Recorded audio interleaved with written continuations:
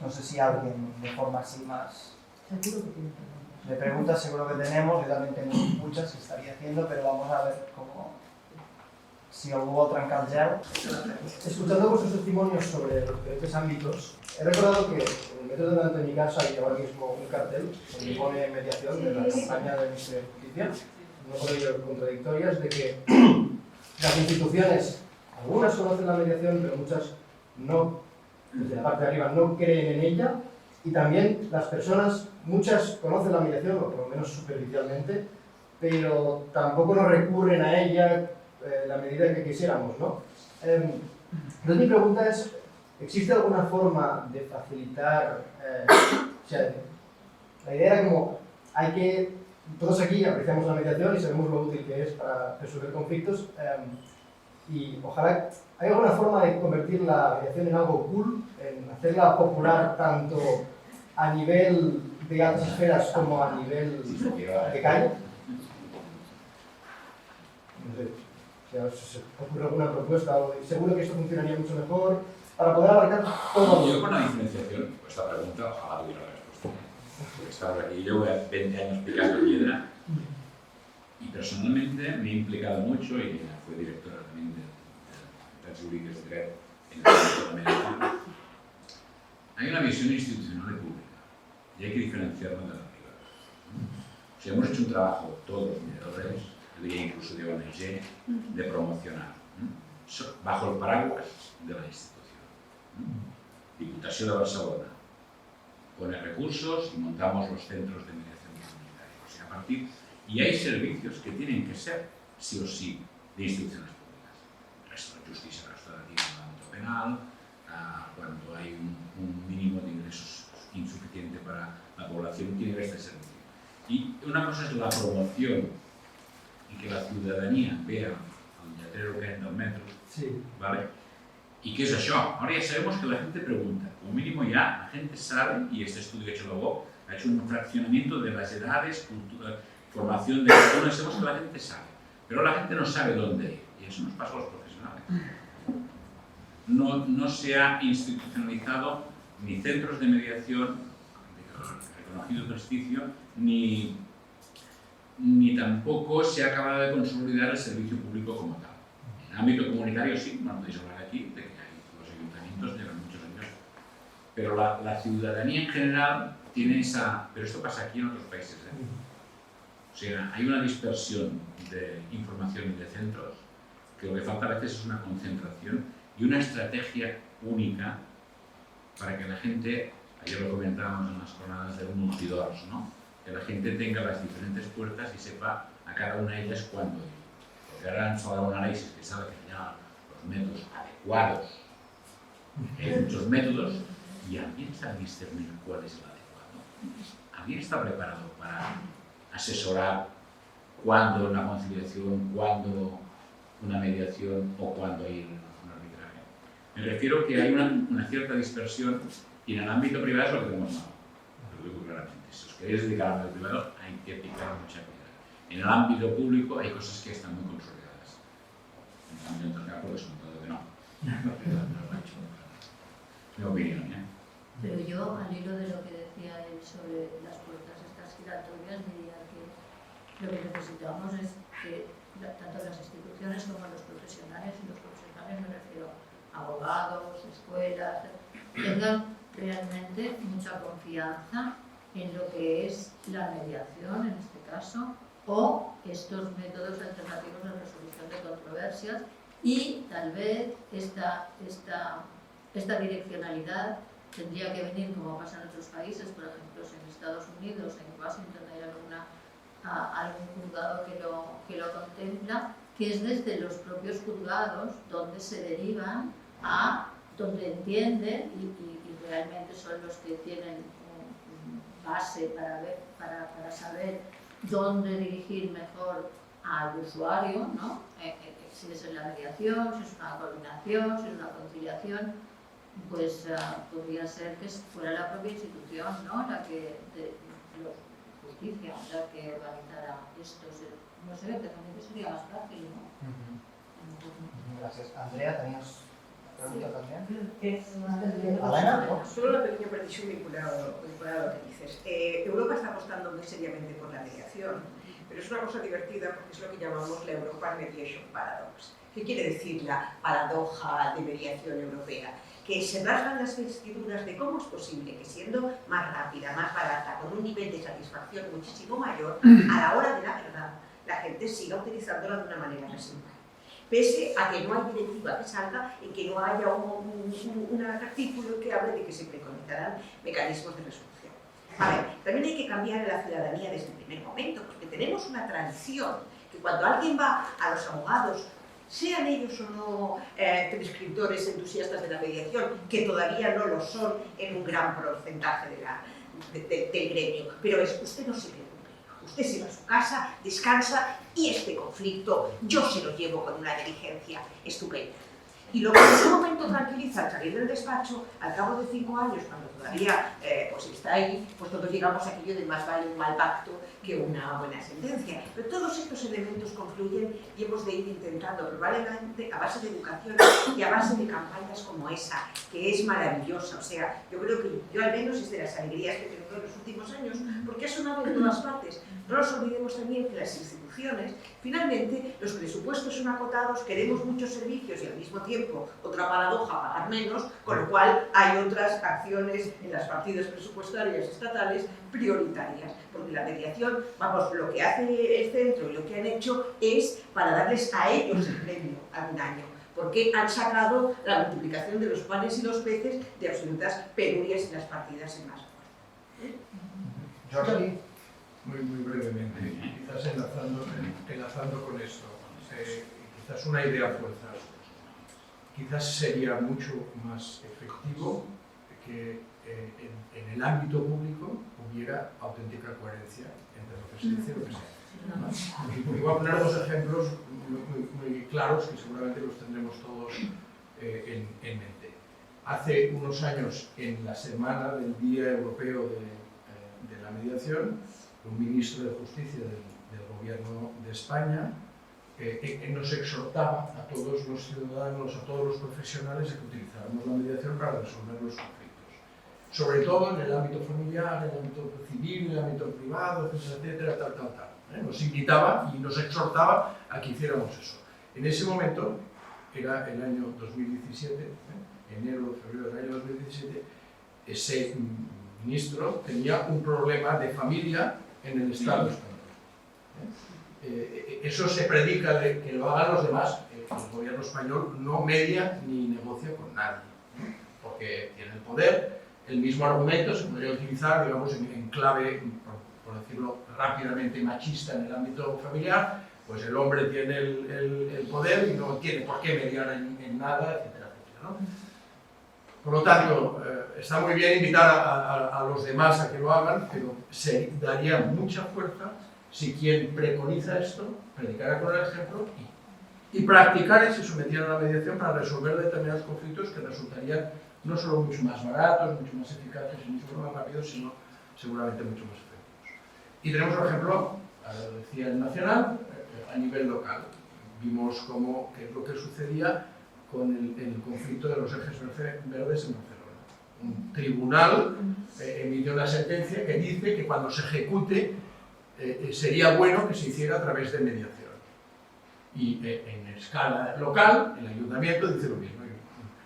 Medien todos, tenemos todos los servicios de mediación, lo que haga falta, y no sé qué, no sé cuántos, y tal, y tenemos el síndic de Barcelona, y lo que haga falta, y resolvamos, y lo que sea. Pero yo, ¿por qué tengo que mediar en relación a esto? Porque yo soy el ayuntamiento de Barcelona, tengo que mediar con nada. Por lo tanto, creo que esto sería muy importante si el ciudadano y la ciudadana vieran, y los profesionales también, y etcétera, que lo tiene que impulsar, quien tiene que invertir en esto también se somete a esos mismos criterios, las cosas funcionarían.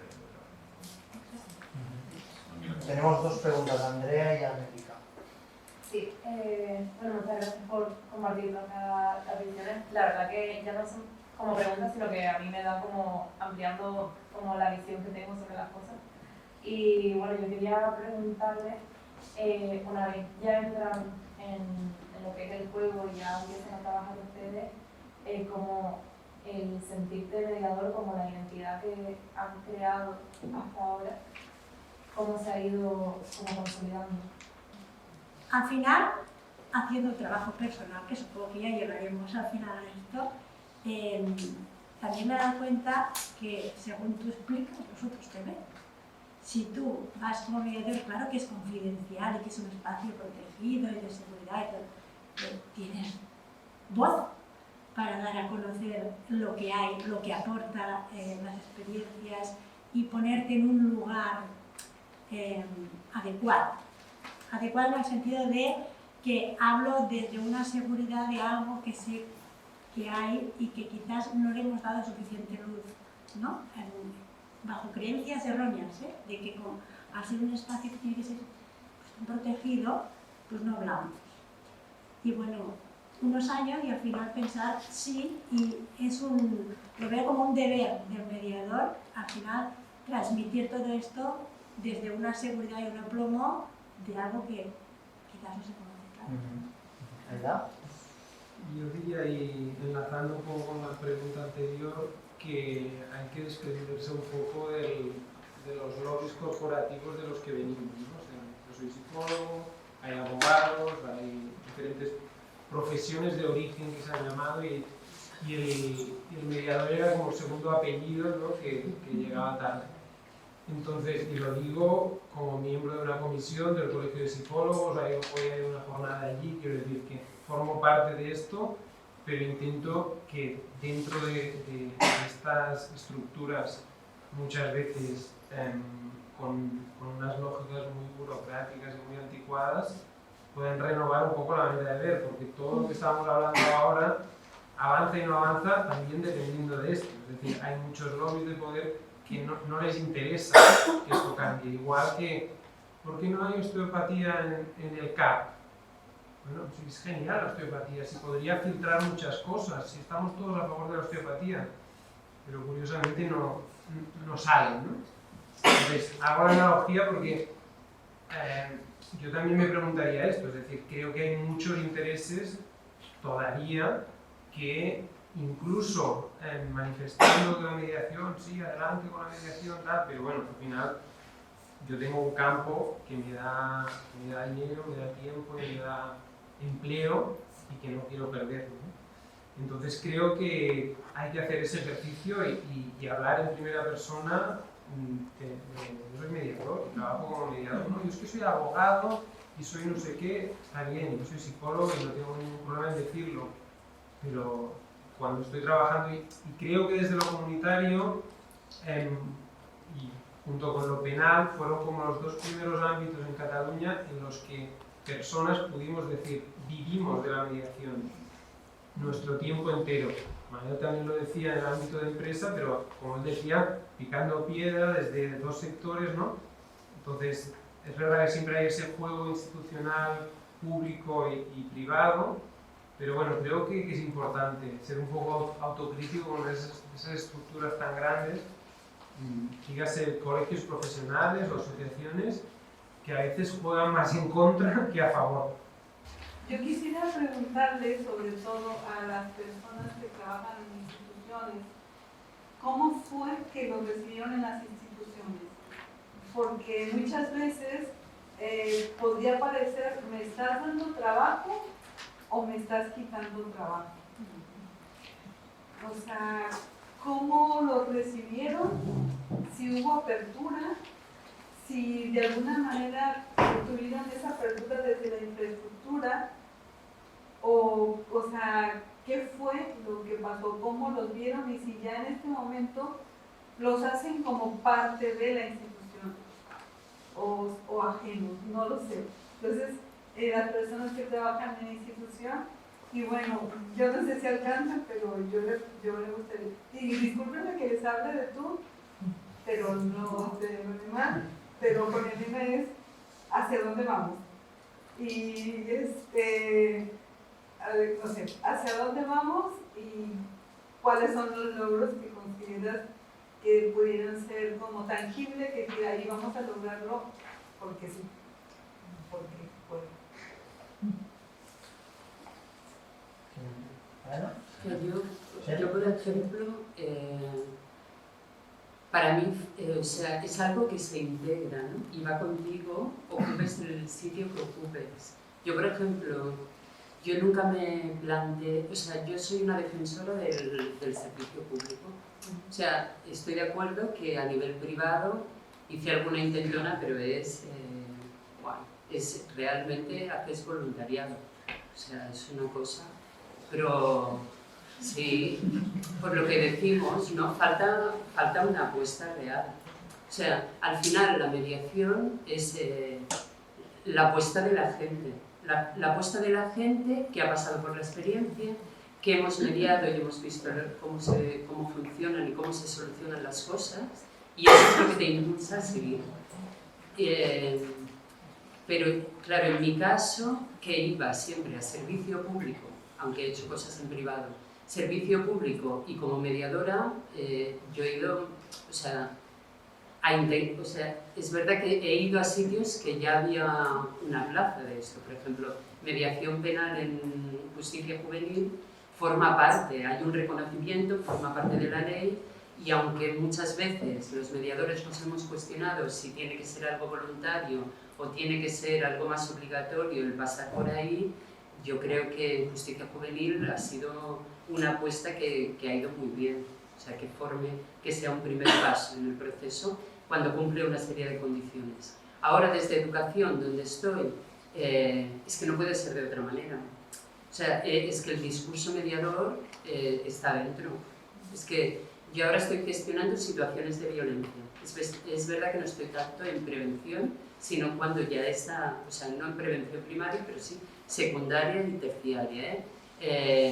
Claro, es que no puede ser, tiene que ser con mirada restaurativa, no puede ser de otra forma, ¿no? O sea, cuando las relaciones se mantienen, ¿no? Cuando la gente mantiene la relación, se tienen que seguir relacionando. El daño se hace a 2 personas o 3, pero se hace a una comunidad, a todas las personas que forman parte de eso, le afecta de alguna manera, y luego la mirada restaurativa tiene que incorporar a estas personas y la idea de que se van a tener que seguir relacionando, ¿no? Y cómo todo el mundo tiene que quedar satisfecho de eso. Y lo restaurativo, la mediación, justamente es lo que permite eso, que otros más punitivos, aunque haya un beneficio, ¿no? Una ganancia, un win, en una primera ocasión hay un perder siempre. O sea que, para mí no puede ser de otra forma. Bueno, yo sí que quiero hacer una aportación a esto. Desde Policía Municipal, no es muy dado, ¿no?, que dentro de la policía haya un servicio de mediación. De hecho, a la gente le extraña bastante las veces que me he encontrado. La gente le hace extraño, ¿no? Esto sí, yo sí que lo he vivido en todos los proyectos que hemos abierto dentro de organizaciones de salud.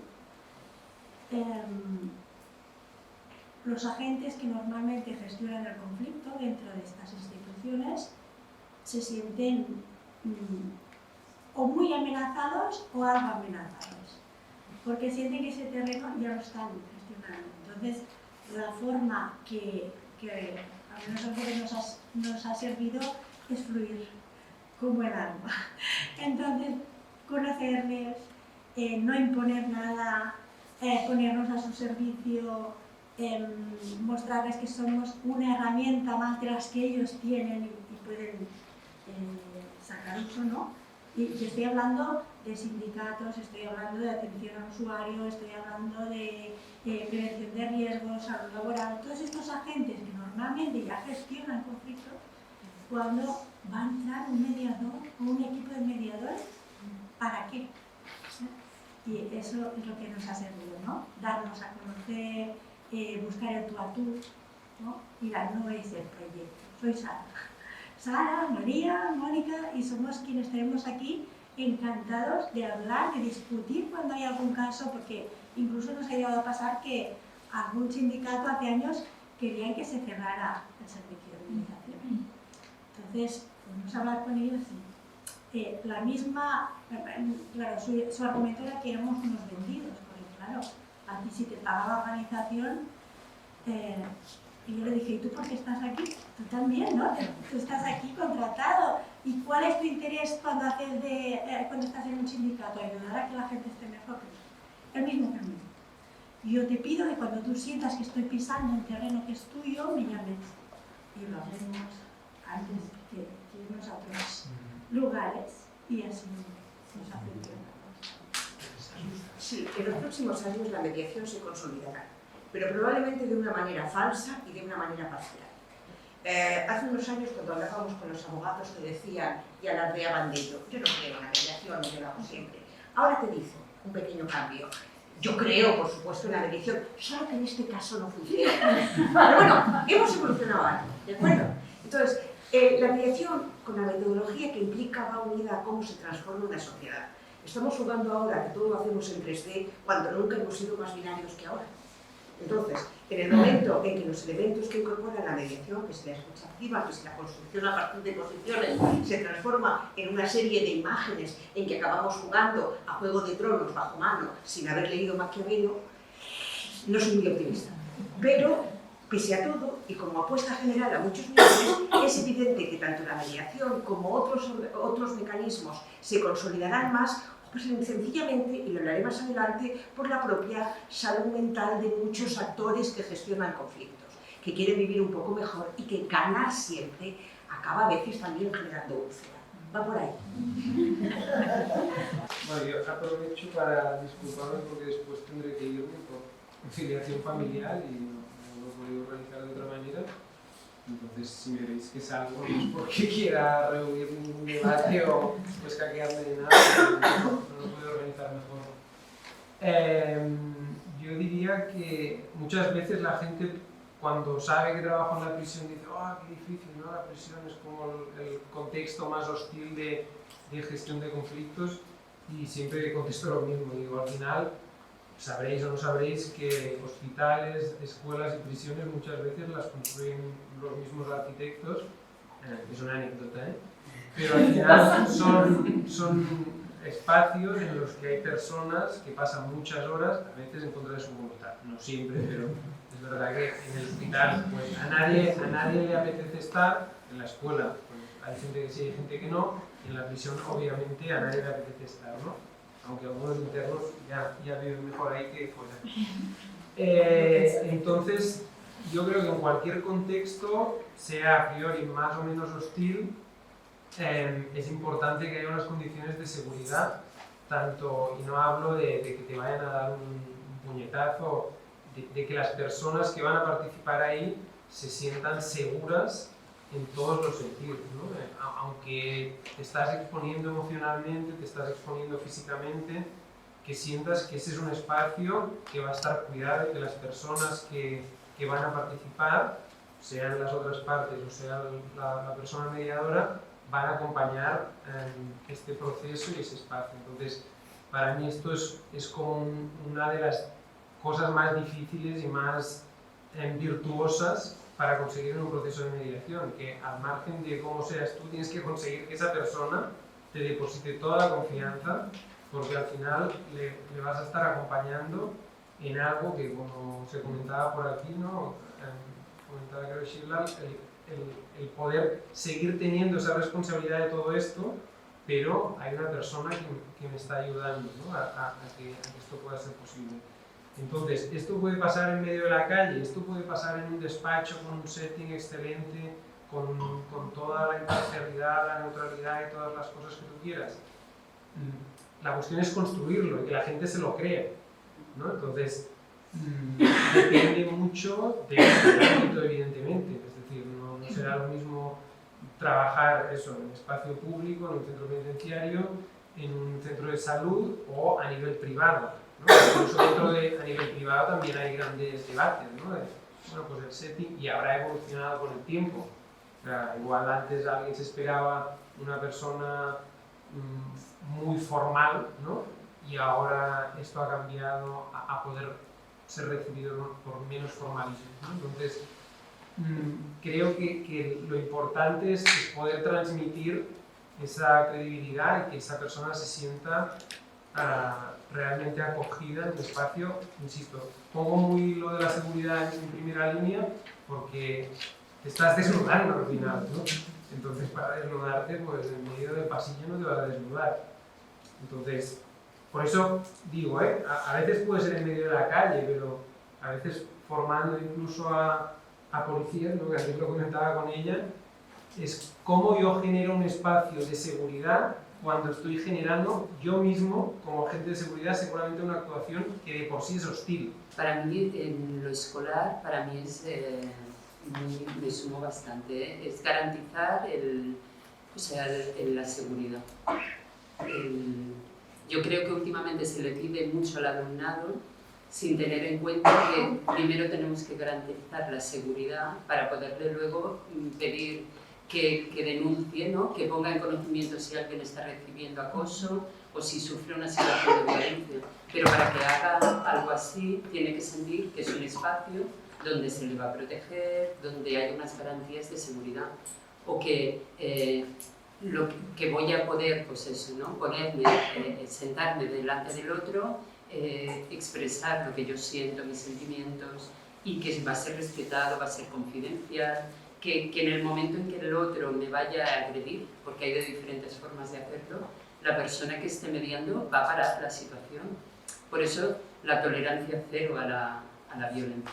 Yo creo que es algo que lo PIBI, ¿no? Con el tema de protección a la infancia, lo está introduciendo, y en las escuelas se está introduciendo ahora, se ha introducido el COCOBE, que le llaman, la persona que hace de representante en cada centro sobre todo estos temas. Pero es eso, es garantizar, pues como mediadoras también, en un espacio de mediaciones, parar las situaciones y no dejar pasar el abuso, la risita, el insulto o la palabra que molesta al otro. Ser como muy intolerante con eso. Otra cosa, yo creo que es creer en las capacidades del otro. O sea, dar voz a la infancia. Yo lo que me estoy encontrando ahora mucho en centros es que en realidad les preguntas por qué ese niño se ha enfadado con tal otro y te dicen, porque tiene una familia muy problemática y en su casa le pegan. Dices, no. O sea, ¿por qué esta niña se ha enfadado con esa niña? ¿No? ¿Cómo puede ser que esa persona no haya preguntado a esa niña por qué se ha enfadado con la otra? ¿No? Claro, eso es mediar. Es escuchar al otro, creer que lo que para él es importante es importante. Esto sería otra. Luego, empoderar a los profesionales. O sea, me estoy encontrando mucho también que, lo que decíamos también, todo se ha hecho populis, ¿no? La mediación, las medidas restaurativas, y eso nos llenamos toda la boca, pero luego se tiene que hacer. Luego te encuentras centros que te dicen, no, es que hacen medidas restaurativas, porque les hemos dicho que los siguientes 2 meses van a limpiar el patio. Claro, eso es un castigo, ¿vale? Políticamente correcto, ¿vale? Y muy bonito, pero no dejar eso de restaurativo. Pero es desde el desconocimiento, no saben lo que quiere decir restaurar.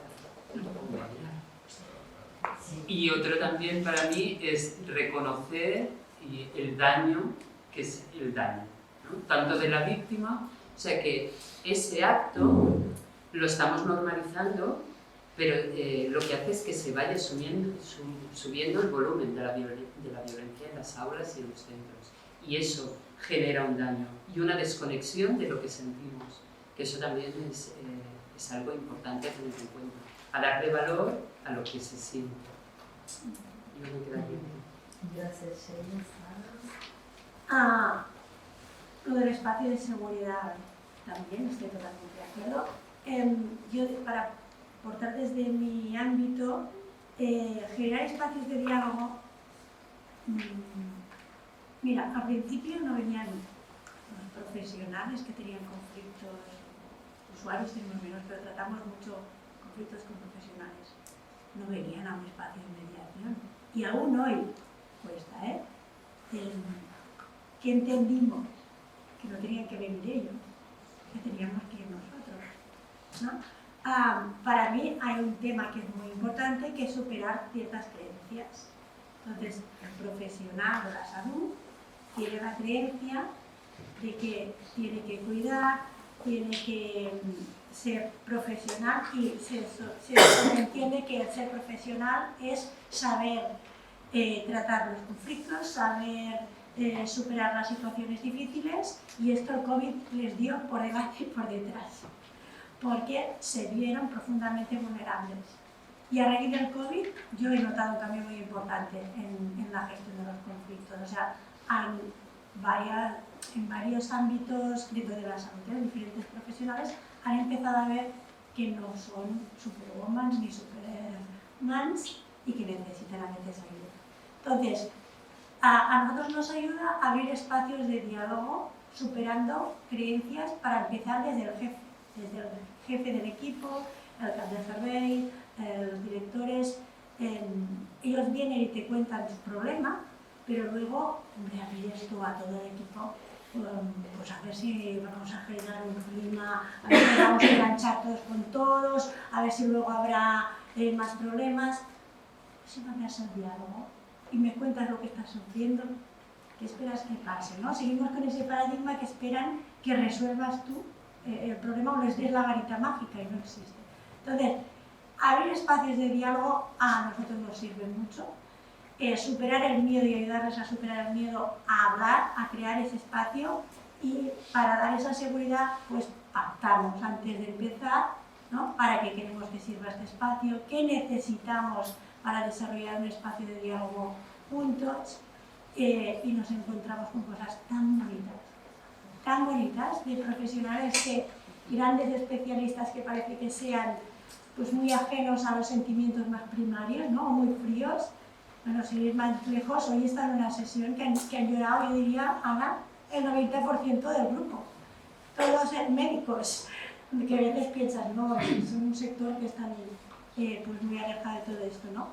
Y darles estos espacios desde la humildad, desde el poner a disposición. El título que hemos puesto hoy era el diálogo a disposición del grupo, o a favor del grupo. Pues esto nos ha ayudado mucho. Y luego la formación. Dar formación sin dar nada por ya conocido o sobreentendido. Porque parece que todos tenemos que saber hablar, todos tenemos que saber escuchar. Y esto ya viene desde pequeñitos y a veces no nos lo han enseñado. Y yo creo que lo hago bien.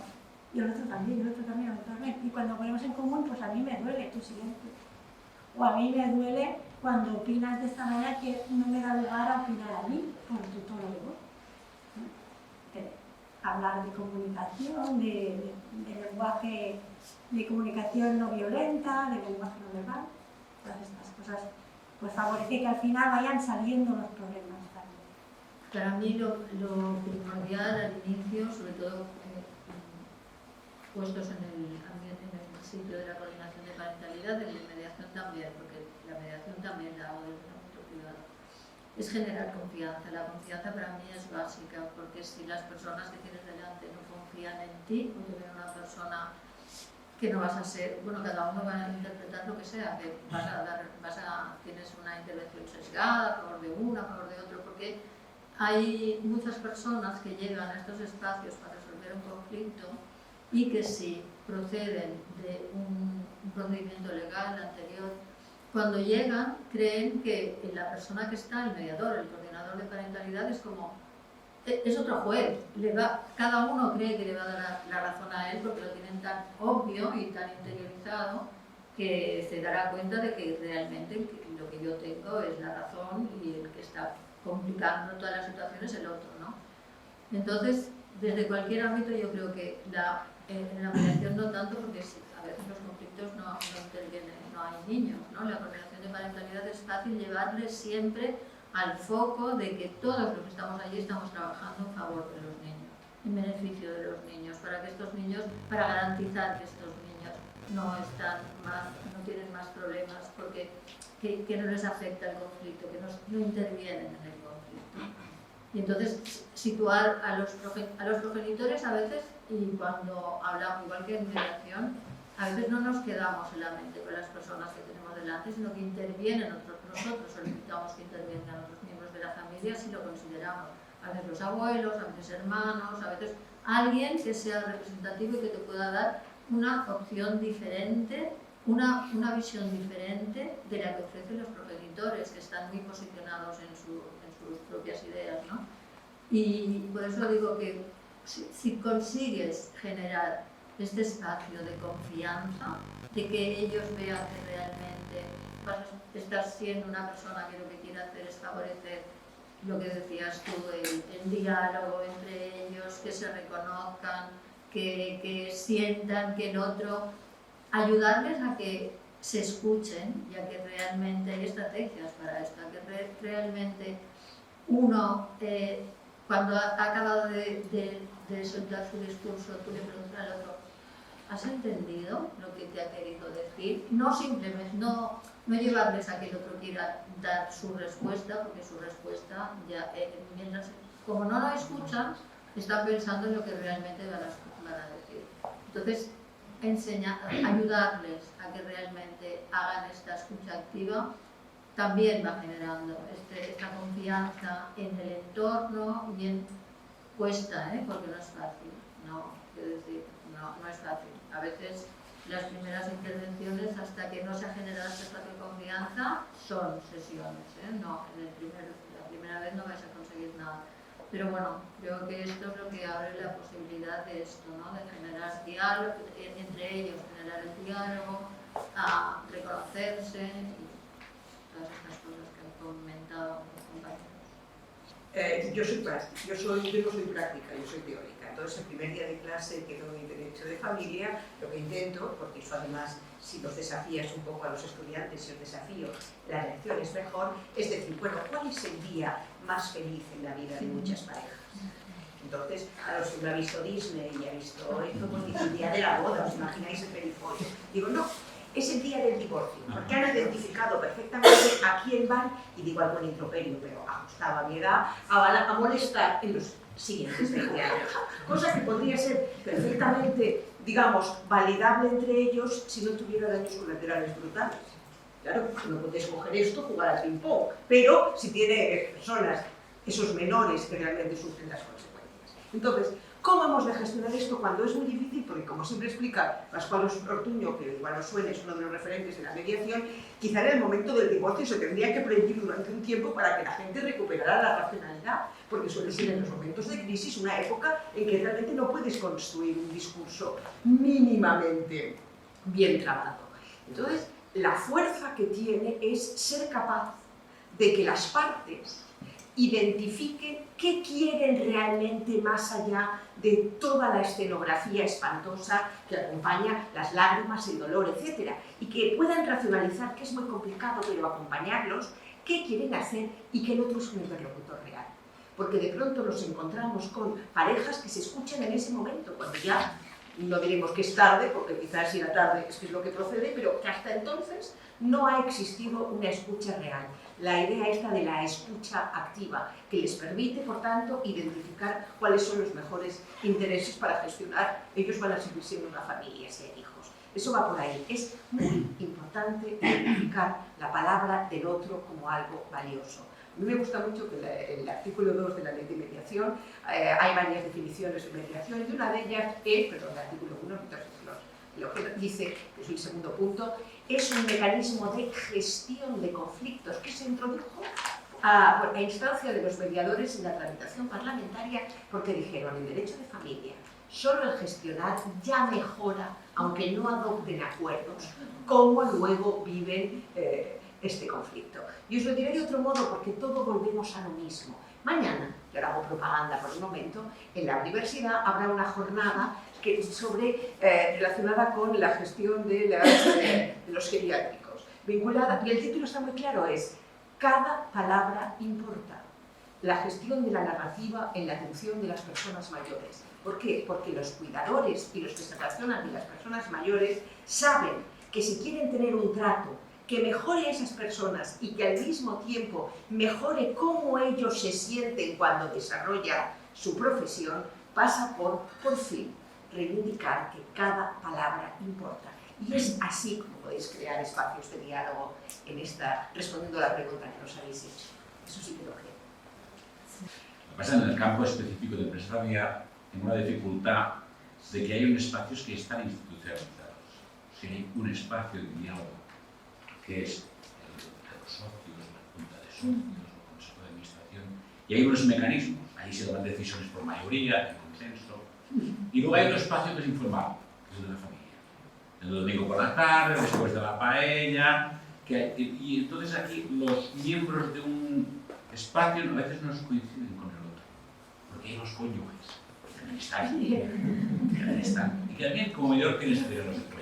Con lo cual tengo dos espacios y yo tengo que crear uno nuevo, que es el de la seguridad que estamos comentando. Y en ese campo específico hay un elemento que es clave, que es la confidencialidad, los secretos de familia.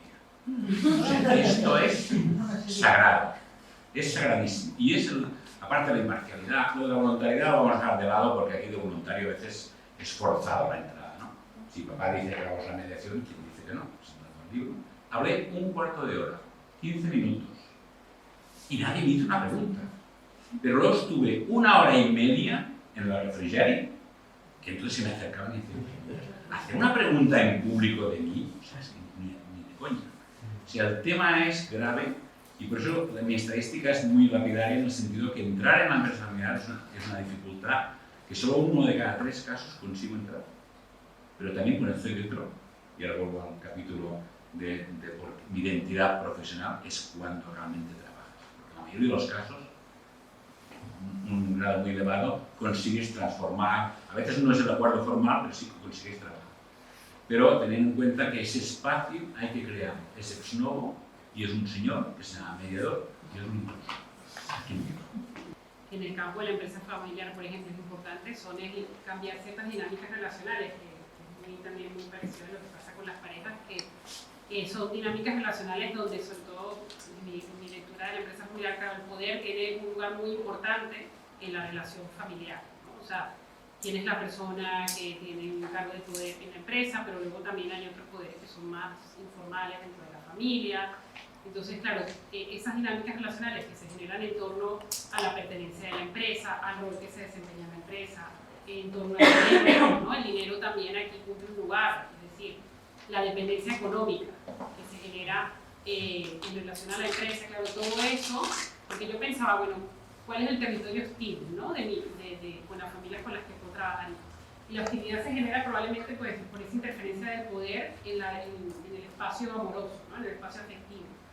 Y pues por esa mezcla de roles que, como decía antes, a veces son contrapuestos, ¿no? Entonces generar, y con eso a veces con mucha formación a la familia de que el diálogo es bueno, es positivo y también es necesario para poder continuar a largo plazo juntos, porque si no, yo siempre hablo con ellos de que si no es un precio muy alto que hay que pagar individualmente y luego como familia, por continuar adelante con una empresa que a lo mejor solo ilusiona a uno y al resto no es como una carga, ¿no? Entonces trabajar con la esperanza, con el hecho de ver que el diálogo es necesario, que es positivo y bueno, yo sí pienso que por ejemplo en mi caso mi experiencia ha sido mucho de crear el espacio de un consejo de familia, que es un espacio distinto al consejo de administración, es un espacio distinto a las paellas del domingo y es un espacio donde ellos sí que hablan de empresa, pero desde la mirada, desde su vínculo de familia o como familia propietaria, y ahí se crea un espacio muy interesante. Yo tengo la suerte de acompañar a muchas familias durante muchos años, incluso en ese espacio de consejo de familia,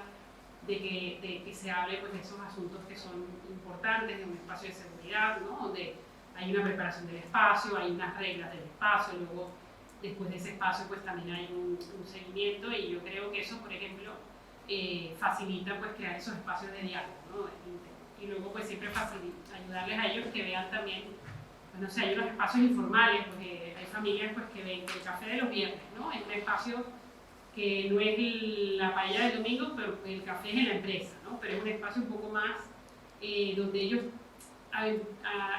desarrollan como esa mirada de la tercera fase, ¿no? De mirar, bueno, ¿qué es lo que nos está pasando? ¿Por qué nos está siendo difícil pues, hablar de estos temas? ¿O por qué no podemos compartir, o sea, colaborar? Y entonces también eso yo creo que es una cosa interesante, ¿no? Trabajar con ellos, desde ellos mismos, cómo gestionar ese conflicto y ver que el diálogo es muy positivo y que aporta mucho más que meter las cosas o dejarlas debajo de la alfombra, ¿no? O guardarlas en un campo. En el ámbito internacional a diferentes niveles hay un aspecto muy importante que seguro que habéis tratado, que es todas las cuestiones de violencia cultural y estructural, que requieren, digamos, un abordaje diferente, un planteamiento diferente, un planteamiento de vías diferentes, una creatividad a la hora de proponer los intervinientes, requiere seguramente unos acompañamientos y unos apoyos externos al proceso también diferentes y generar estos espacios creativos nuevos, ¿no? Porque en el ámbito internacional, igual que estemos hablando de familia, de protección de menores, de una relación digamos marital internacional o de multinacionales o de países, al final hay un poco la misma dinámica, que es quien percibe que tiene el poder, pues en principio no está demasiado dispuesto a sentarse en una mesa a hablar, ¿no? Entonces, a cada ámbito seguramente hay que adaptar, ¿no? En el ámbito internacional, pues los aliados, por decirlo de alguna manera, serían los que tendrían que apoyar y conducir, en vez de a la guerra, a que se sentaran en la paz. Estamos viendo esta semana, para poner quizás un ejemplo más que evidente, ¿no? Que Israel, que lleva tres meses y pico, digamos, bombardeando con dos objetivos, ¿no?, declarados, que deben haber muchos más ocultos, de recuperar a los rehenes y de acabar con Hamas, después de esa dinámica, digamos, hasta el día de hoy, ahora dice, bueno, vamos a plantear una tregua de 2 meses para conseguir que los rehenes vuelvan, y ya no dice nada, digamos, de Hamas, pero ese es nuestro objetivo. Pues uno de los objetivos de la guerra en este momento se convierte, digamos, en uno de los objetivos de intentar hablar, o de negociar, o de lo que sea, pero ya mientras tanto han muerto miles de personas, miles de heridos de guerra. Entonces, cada nivel tiene su complejidad, pero en este caso hay que añadir todos estos elementos donde los apoyos externos e internos a los procedimientos y el diseño de vías practicables claras. ¿Qué pasa si en nuestra relación, ¿no?, a nivel internacional, y ahora pues voy a otro nivel, por eso acabo, entre organizaciones, no hablo de multinacionales, organizaciones gubernamentales que tienen relaciones